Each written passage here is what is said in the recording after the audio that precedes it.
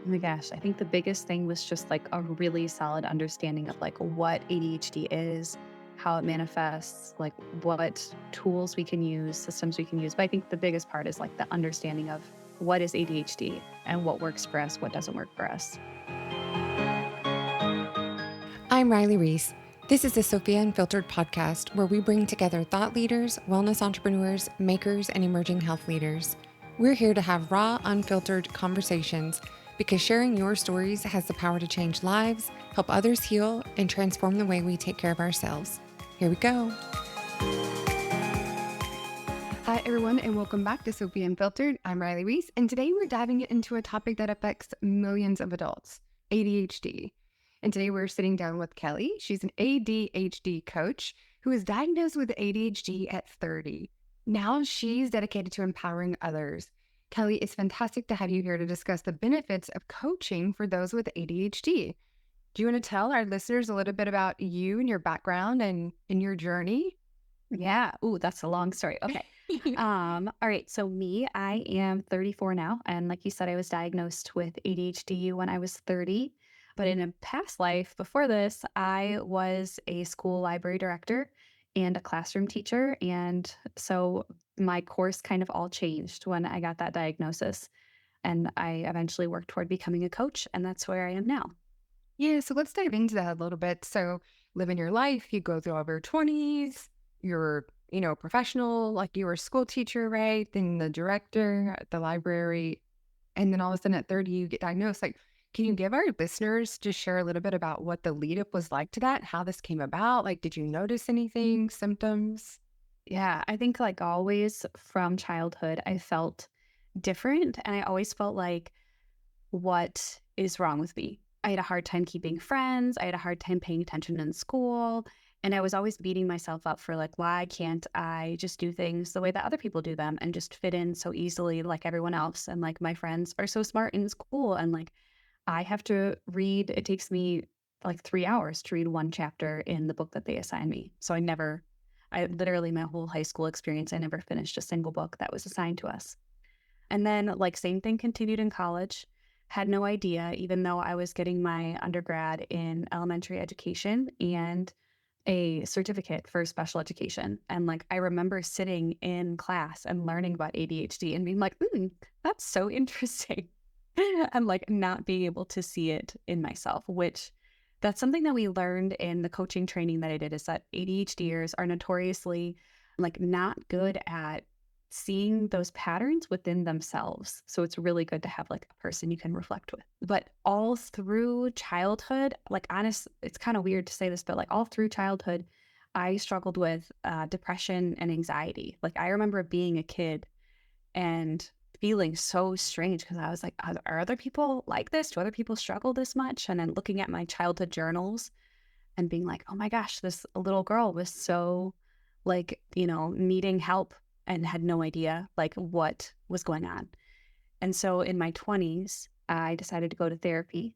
And I was like, other people don't feel anxious. That means I don't have to feel anxious. And so when I went into therapy, I had this amazing therapist for probably like 7 years, and her name was River.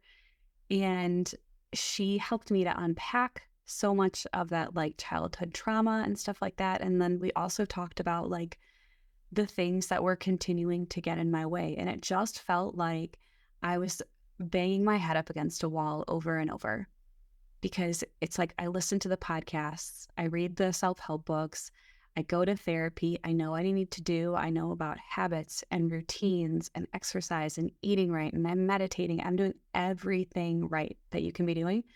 But like I still can't do simple things like keep my house clean, keep in touch with people consistently, like replying to texts. I still just feel like super anxious all the time for no reason. Well, for a reason, because I'm like always nervous I'm forgetting something. And I was using anxiety as a coping mechanism to stay on top of things. And so I'm just like banging my head up against this wall. And then one day I'm on a walk with my now husband, my boyfriend back then. And he was reading this book, Spark, The Revolutionary New Science of Exercise and the Brain. It's by John Rady. And my husband was reading this book and we're on a walk. And he's like, hey, there's like a chapter about ADHD and everything that they're saying in it sounds exactly like you. And it was like my whole world opened up. I remember exactly where we were on the walk too. And I was like, what? Tell me more. Tell me everything. And that's all I could focus on for the next, like, honestly, 6 months, 2 years. That's why I'm here now. But I learned everything I could about ADHD. And I eventually went to seek a diagnosis. And that's kind of like a story in itself, too. And got myself a diagnosis and eventually turned to coaching. I'll pause there because that was really a lot. Yeah, no, that was amazing. I mean, that was a lot to unpack. I just, growing up, I mean, your parents, there was a lot there. Like your parents would have to notice it, and I think it's really hard too. It is just really astonishing that, even in therapy for 7 years, it wasn't caught, right? So it just means like it must be very hard, whether it's your parents to notice or a therapist to notice. Like this must be very hard to live with and to manage and also to even diagnose. Yeah. But how relieving was it maybe to kind of have a diagnosis? Because I know some people think it's easier to just get diagnosed so they're not living in limbo anymore. Yeah. It was honestly like the biggest shift like that I can just pinpoint in my life up to this point. Just a whole like life altering realization. It was the most validating thing that anyone's ever told me because my like perspective of myself went from I'm trying really hard. I'm doing all these things right, but like I'm just never doing it right, it feels like. So went from never feeling like I was doing it right to realizing like there's nothing wrong with me. This You get to stuff do it that your way. exactly, like this stuff that I struggle with like isn't a character flaw. It's just like a difference in my brain. That is amazing. It must have been so freeing for Yeah. all of this time. That's amazing. And I hope our listeners, if anybody out there has this, it's just the freedom to explore the possibility of, being okay with being yourself and hearing that it's not any character flaw, but, I think that's incredible. So, you said it was a bit of a story in the diagnosis itself. So you're out for a walk, you get this information. What happened from there? I mean, you had to learn about it. Were you like, I'm calling a doctor? Like, Yeah. Well, I think like there is such a stigma around ADHD. And so like for a while I held it really close to my chest because I was like, it was also at that time beginning to be a thing online where people talk about ADHD. So people are absorbing this content and self-diagnosing, and I was included in that too. And so I kind of felt like fear of not being believed was a really big part of it, oh, wow. especially because I talked to my doctors about like, this anxiety, this depression. They're like, you're just anxious, go talk to a therapist. Like, cool, I'm doing that. It's not really getting better. Kind of overlooked. Yeah, yeah, for sure. So then I'm such a like information seeker lover. And so I ended up starting a Google Doc and just like scoured the internet for all information that I could find on like how ADHD, like what the symptoms are, and like especially how it shows up in women. And I ended up making an 8-page document of all the symptoms I found and then all my little like anecdotal stories next to it. And originally, the list that I was making, I had 3 sections to it: yes, maybe, and no. And as I'd find the symptoms, I would sort them out and then I'd write my story. The only thing I had in the no category was substance abuse. Everything else was yes or maybe. And that to me was like, I think I believe this now. But what I think I really need to make sure that this is right and seal the deal for me is to talk to a professional. And I'm a little afraid to go to my general practitioner because I don't want this to be a 15-minute conversation where I'm just shut down and then I'm wondering about this for years. So I booked a And it is so neuropsycho. scary to have Yeah. that fear. I mean, and I had the same thing, right? And when I had a chronic back pain, I was shut down until I was fine to go away, right? Which was ultimately what led to Sophia Health. But it's just really sad when they're like, you look okay. Okay, well, I'm not fine. I can't move my arms. Or you're like, well, I'm not okay. Like, this is completely happening. And we're dragging in pages of documents to our doctors, like, please listen to me, and they're like, they're busy. They just have other things to do sometimes. I mean, I have so much to say about like the health system in America and also especially as it applies to women. If you've ever read Invisible Women, it's an amazing book about like how women are overlooked in so much of our like infrastructure and systems and medicine in America. And it's a wild, eye-opening read. But yeah, so I was afraid to talk to my GP and just get shut down. So I went and I was like, we're going big and we're going to get the neuropsych evaluation. I actually was working in a school and went and talked to our social worker. And I was like, hey, where do you send the students who need to know? Oh, Because, smart. yeah. And she was like, oh, like, here's a name, talk to her. And I went to her, and it was like a full 3-day thing, 2 days of like testing and conversation and like little, I don't know, activities that I would do. And then one day of like her sitting down with me and explaining everything. And I think I cried. Yeah. So I was really afraid of not being believed by her too. I remember going through the conversations that having with the psychiatrist, psychologist, I'm not sure which one it would be, and like kind of watching myself answer the questions almost and being like, I hope I'm answering this the way an ADHD person would, but then also thinking like, you just answer, we just want the information to be correct for Right. you. So I'm overthinking. Right. I'm sure everybody does Yeah. Yeah. when they go through that. But so you went through and she confirmed, Yeah. She and you said you were confirmed. just in tears.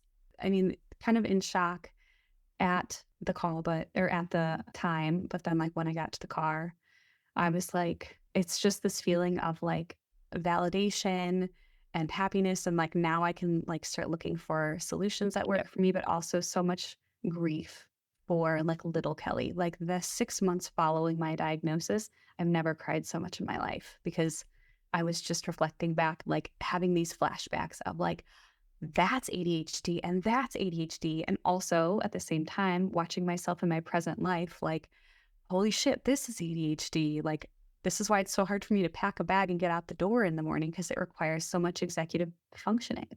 So many dots were being connected at that time. And it was just this huge period of like growth and pain and like healing. That is seriously incredible. I mean, to have lived your whole life and to finally figure out, like, there's nothing wrong with you. You're totally fine. We're just going to do it Kelly's way. I think Right. that's, I can see why there were some tears being shed for sure. Yeah.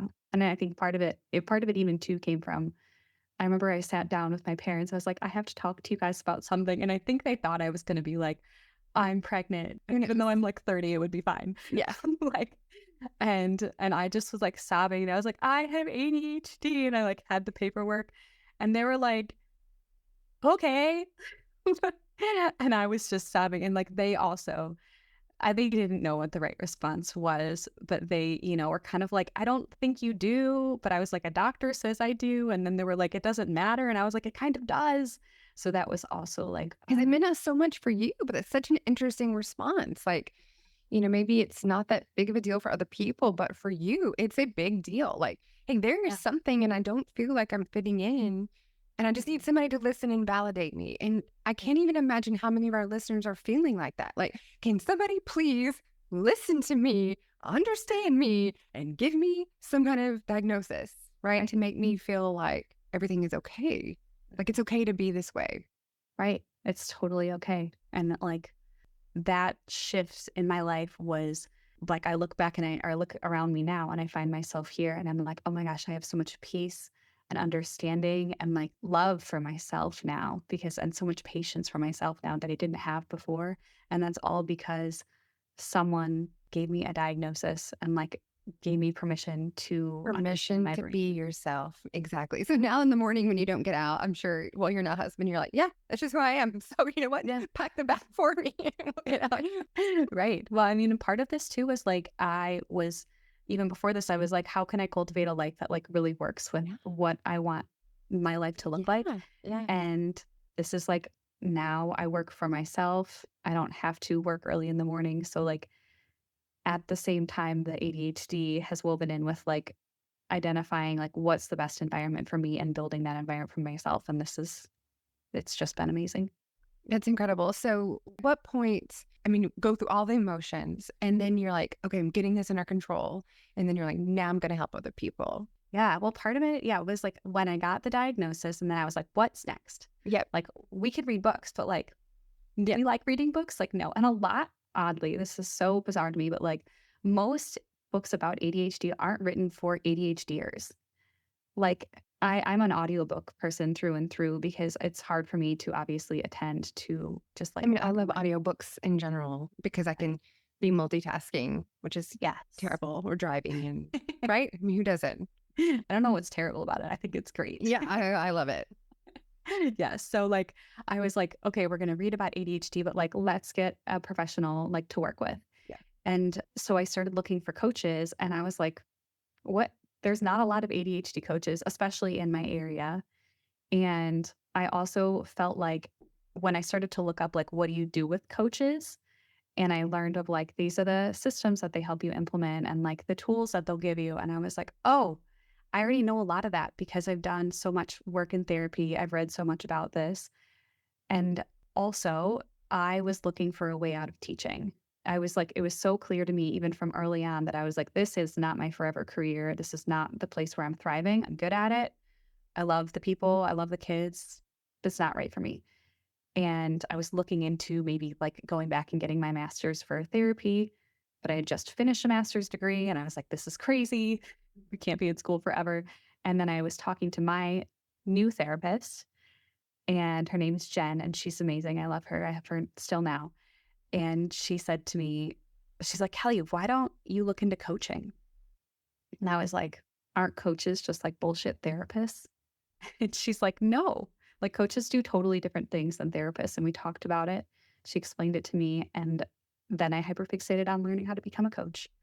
So, Hey, I love how you just said that because I want our listeners to understand too. I mean, the Sophia Health platform is there to connect you with from physicians and nurses and coaches, but they're not bullshit therapists, right? ugh, Like they actually have a role. They have a really important role, right? From the health coaches, the ADHD coaches, grief coaches. There is a place like, I mean, life is hard. You need a team of people and they're affordable. So there's just some mhm. preconceived, ideas about coaches. And I love that you're like, yeah, you even had it, right?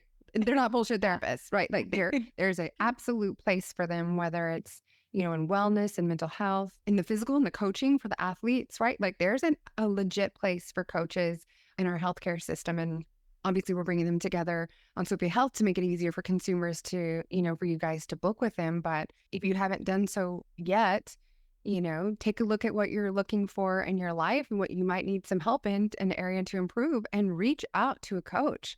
Mhm. They've got tools, resources, programs.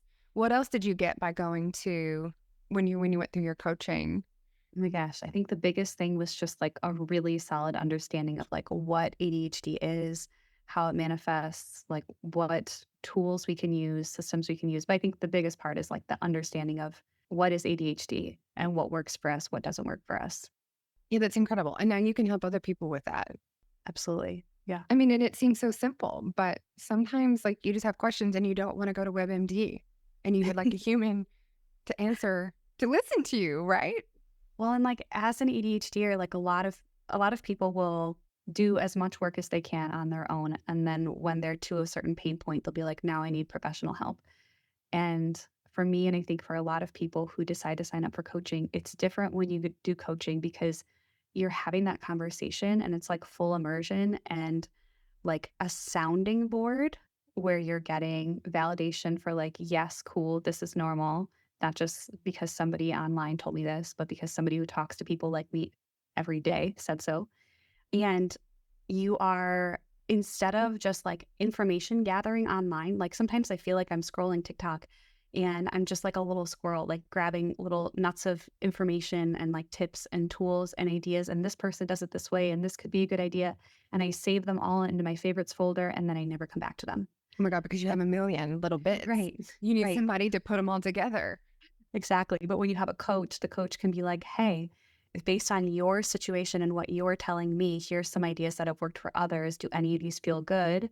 And then you take the ones that feel good and you taper them or you make them fit into that individual's life. Yeah, yeah. It sounds more tailored, personalized. So it's not just a bunch of random information online, like a WebMD or TikTok, or like there's a million great ideas out there, but execution and, like you said, actionable is important, because how are you going to implement these tools into this life? Like, because what that person's talking about, it may not fit for what you're doing, right? Like you like literally switch jobs and roles completely after your diagnosis. So like your whole life changed. So people could use a lot of help, right? Right. Making the Well, tools and programs and techniques work for them. exactly. And like one of the biggest, the most important, I think, cornerstones of managing ADHD is having like a really good grasp on how to harness external accountability.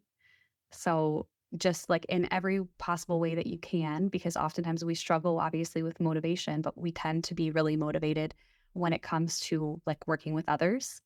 Whether it's like, I have friends coming over tonight, so I'm going to clean my house, or my coach is counting on me to follow through on this thing I said I would follow through with, or my husband's coming home at 5 o'clock and I told him I'd have the kitchen clean, so any way that you can get external accountability is really helpful. And that's a big part of coaching. Oh, that's awesome.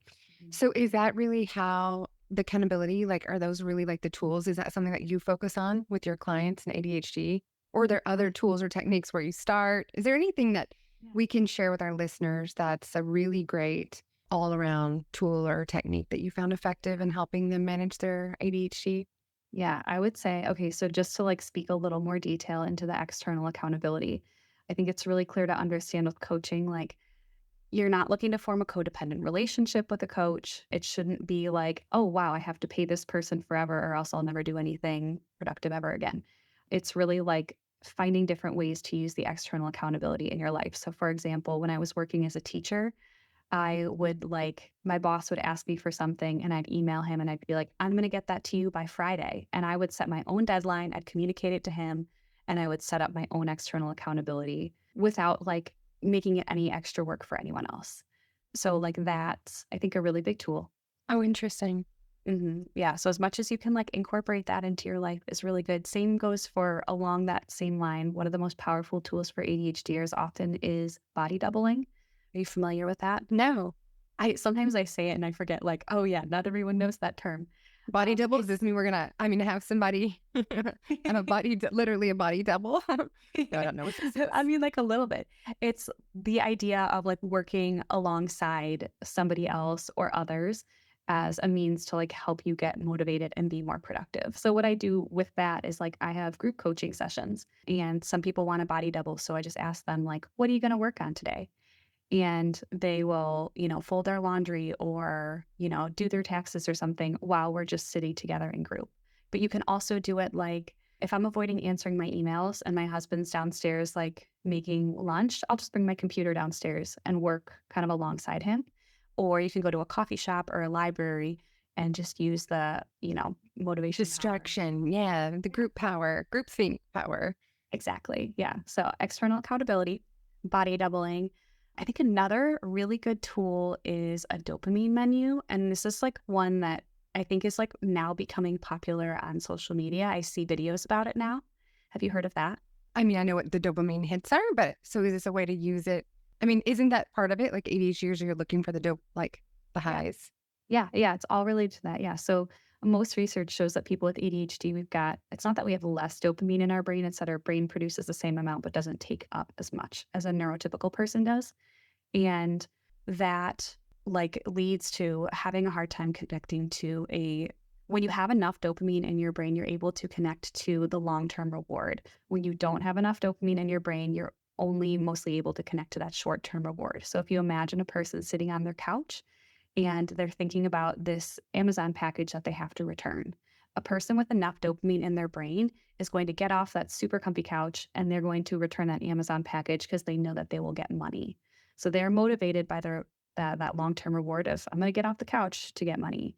A person without enough dopamine in their brain might experience it as why would I get off this couch when it's so comfortable? Like money isn't immediate to me right now. The couch, the comfiness of the couch is.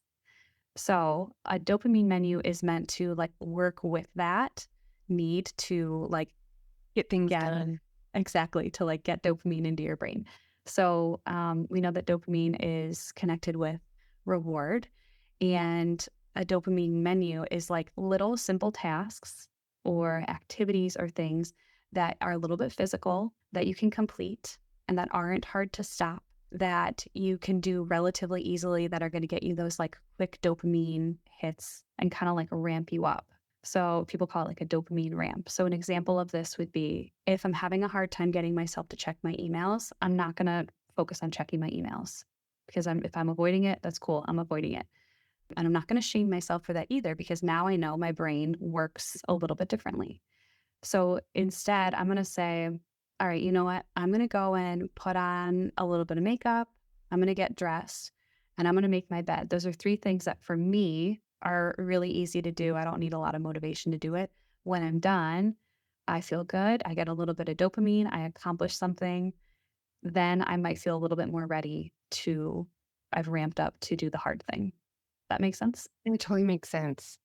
Yeah. I wonder if you could also do that with like, okay, like a reward or treat. I mean, yours sounds a lot healthier, but I'm thinking like, oh, well, I'll get a snack if I do this. I was just trying to think like what other positive, that's probably not a good idea, but oh, I'm going to get off the couch. I'm going to get a snack and then I'm going to go. I don't know Yeah. if that's a good, No, I think a snack can be really healthy as long as you're like listening to your body cues and you're like aligned with your goals. And I think that's actually on. I have a whole dopamine menu template of like a bunch of ideas and yeah. like getting a snack, getting water is definitely on there. Oh, okay. Okay. So it's not Yeah. that far off, but Yeah.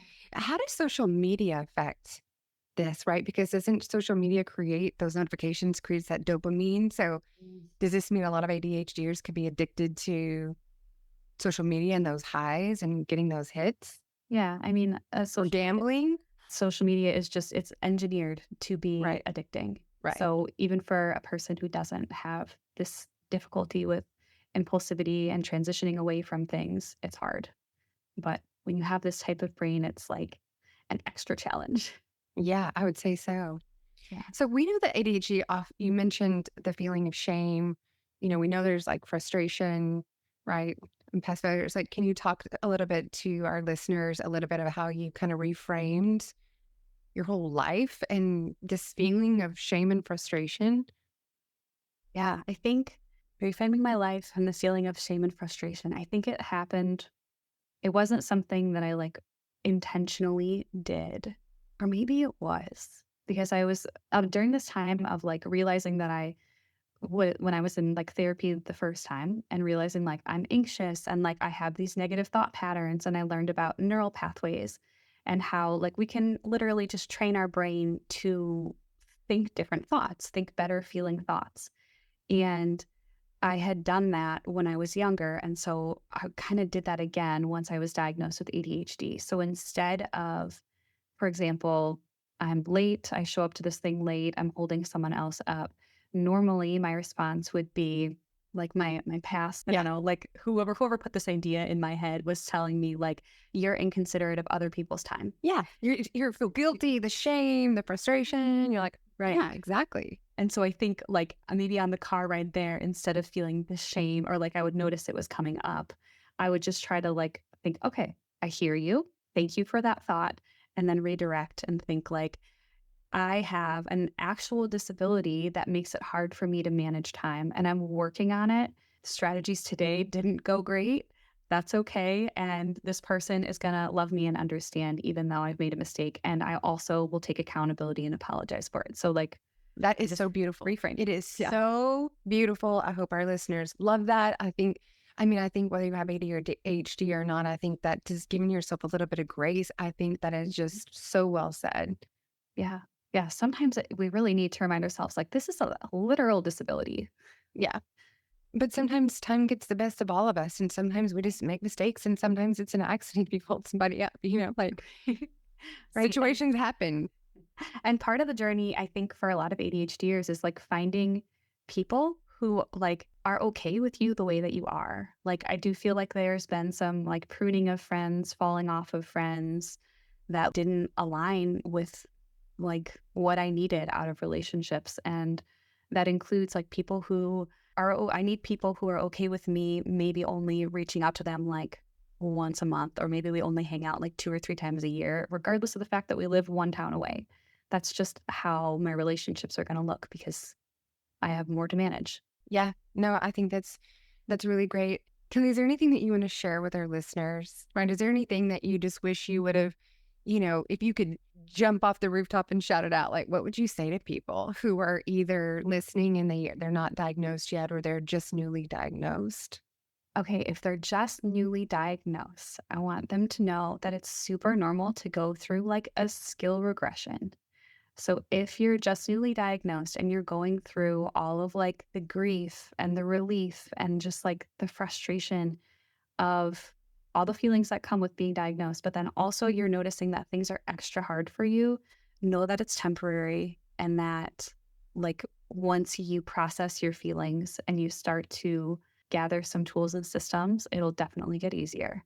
I wish someone had told me that because I was like, why is it so hard after diagnosis? Like everything's getting worse because there's kind of an unmasking that happens when we start to accept ourselves and then the symptoms get worse. And there's also the frustration as we observe ourselves in our symptoms and we're like, oh, and that makes it worse. So recognizing that. People who are undiagnosed, I would just say, like, I think it's really good to be curious and it's good to like learn about it and ask about it and definitely like talk to a professional about it. And when you're doing your research, like get off of TikTok. I know I'm on TikTok, but like I kind of firmly believe that the social media around people with like ADHD, if you're like a coach or an ADHD influencer, it's more of like the goal should be to create relatable content or helpful content, not diagnostic content. So if you're in that like diagnostic part of your journey, like maybe go to Mayo Clinic or CHADD, CHADD, and like reputable resources for information.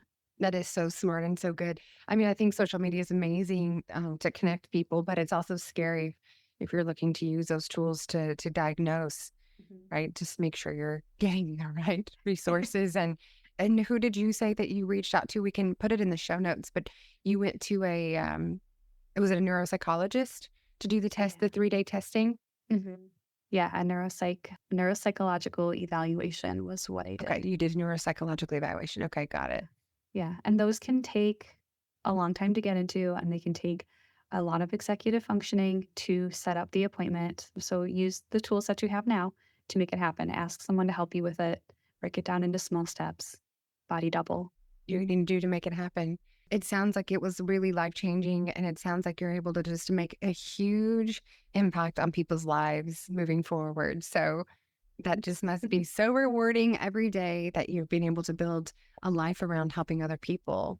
So Thank you. we appreciate that. The world appreciates you. Thanks. It's a really fun thing to do. And also, just like people with ADHD are the kindest humans. And I love to talk with them every day and support them and just connect with them because it's all, I feel like I'm talking to myself when I talk to everyone with ADHD. That's awesome. Ellie, a question that we ask all the guests on the show.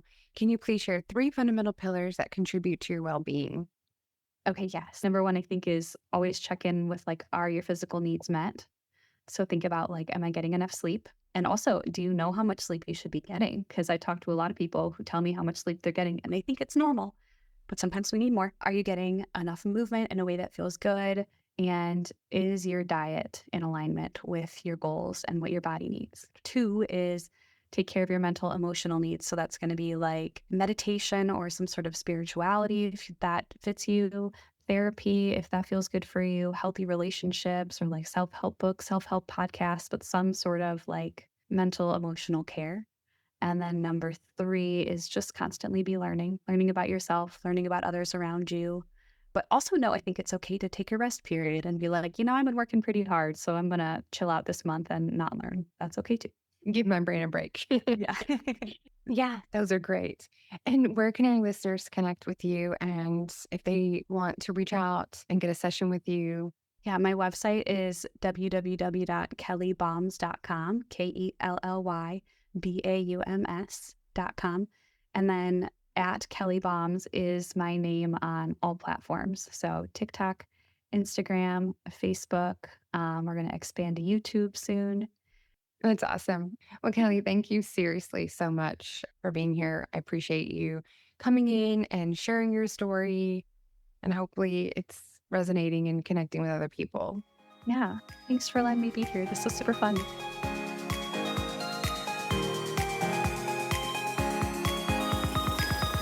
Thanks so much for listening. This has been Sophia Unfiltered, a podcast by Sophia Health, the #1 marketplace for health and wellness. Find services, classes, and products from the top health and wellness providers. Book an appointment or join live classes now. I'm your host, Riley Rees. If this episode resonated with you, we'd love to hear about it in the comments section of your favorite podcast provider or with a 5-star rating. Let us know what your biggest takeaway from this episode was, or share it with someone you hope to inspire. Join us again next time for more real conversations, stories, and insights that help empower you with the knowledge and inspiration needed to transform how we care for ourselves.